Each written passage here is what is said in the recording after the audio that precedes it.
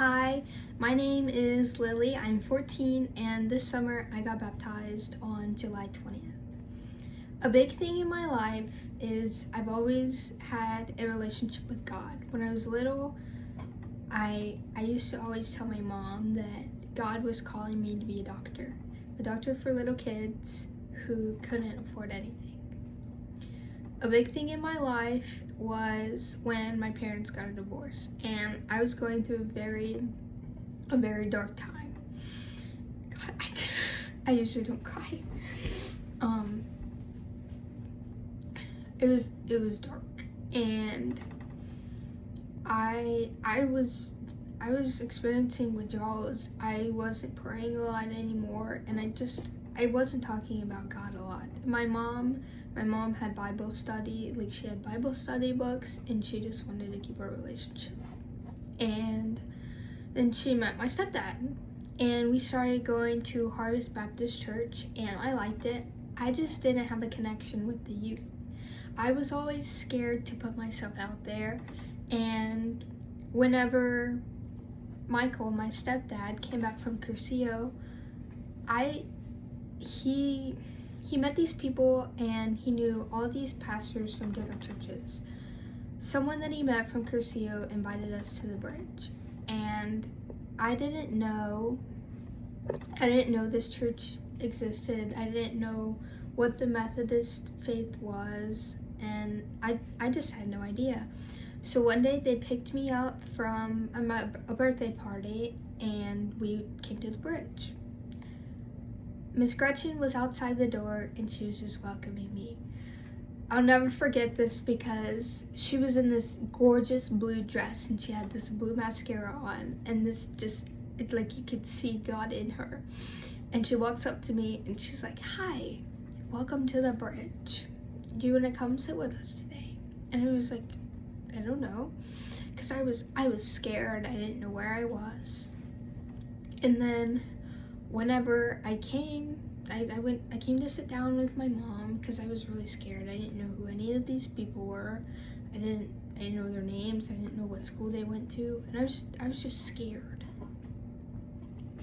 And then in that moment, I look up and I see this lady walking on stage, and I thought to myself, I said, "Is she gonna preach?" And it was Miss Leanne. I didn't know who Miss Leanne was, but after that, she welcomed me, and I just knew when I left that building that this is my home. I've never felt that before. It's like the presence of God are in all of these people, and when I talk to them, and just when I go to church, I can experience the Lord in powerful ways. And I wanted to go to church camp, and I told my mom, I was like, I'm really scared. I'm taking a big leap, but for this, I think I want to. I think I want to go to church camp. And I took this big leap of faith. And earlier that day, my friend posted something on her Snap story, and it said, "Who's going to church camp?